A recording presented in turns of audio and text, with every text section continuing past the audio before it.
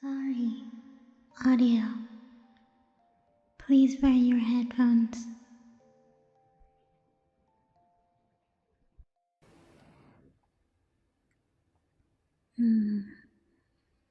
You ever get the feeling when you see something so beautiful, so perfect, that your heart just stopped?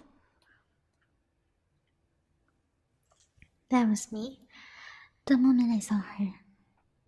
The doll.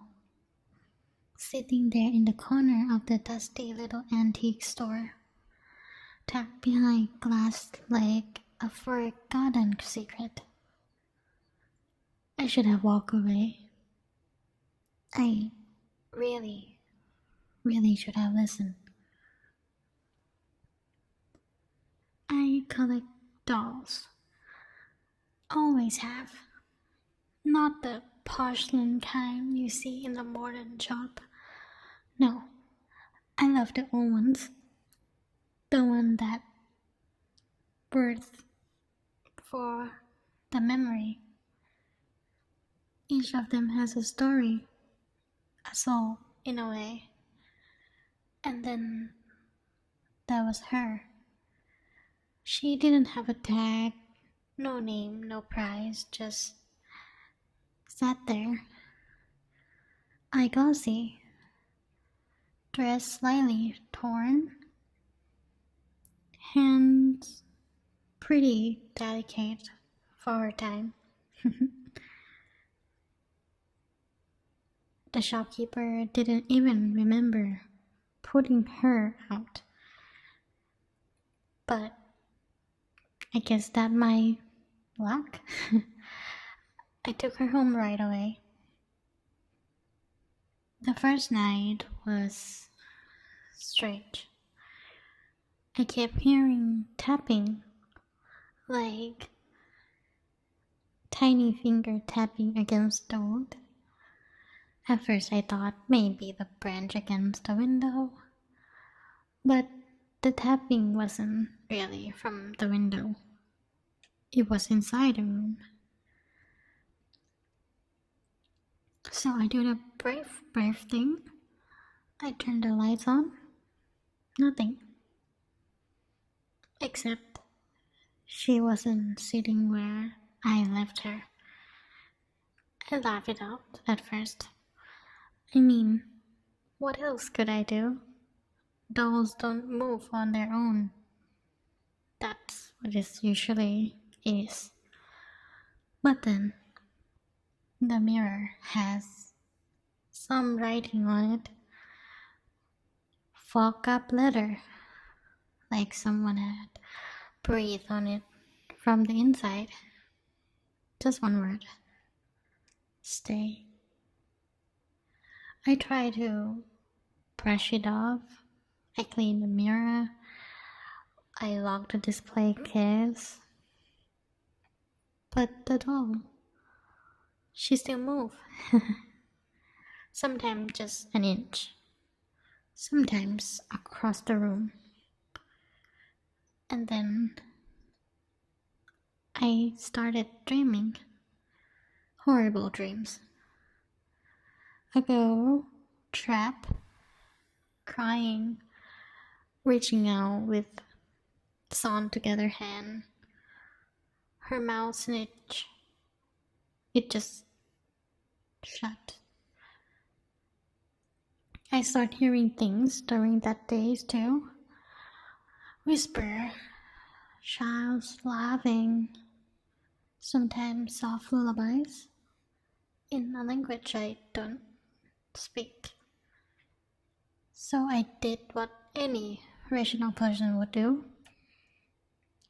I start doing some digging, researching, Turned out she wasn't just any normal doll. She belonged to a girl named Alisa, 1930. She died in a house fire. Her body was never found, but the doll was the only thing recovered from the ashes. Some families say they are cursed, Others say it wasn't a fire after all, but a ritual, a sacrifice. I tried to giving her back. Of course I do. I returned to the shop, but it was gone. Not just clothes, gone. The entire storefront was a brick wall, like it never existed, which is pretty creepy. And then I just come home. She was there, waiting for me. I don't even know when did she got back. And you know, it's pretty creepy to get back home and see your doll sitting on your bed, holding something in her hand. So, it's even creepier when I found out that it was actually a lock of my hair. That night, I sleep with the lights on. Like full lights.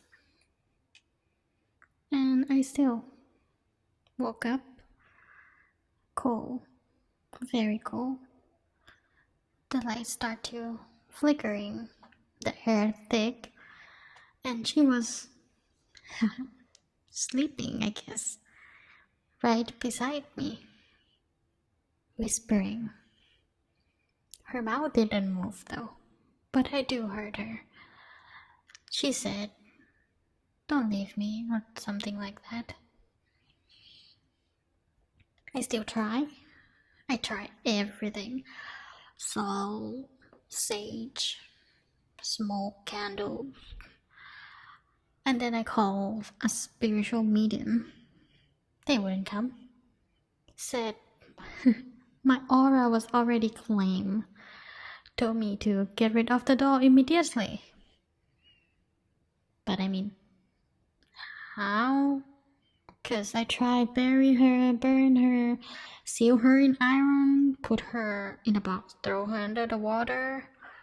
But every time I try, she returns.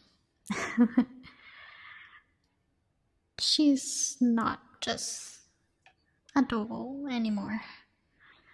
She became a part of me. Cause maybe that's what she wanted all along. A new body. A new soul to rest in. Sometimes I hear her now in the quiet. She do hums when I try to sleep. And sometimes I think I see her eyes move. And I do feel that she's in me. Would you like to meet her? She's been dying to see you. Since you seems to want to know about her story so much.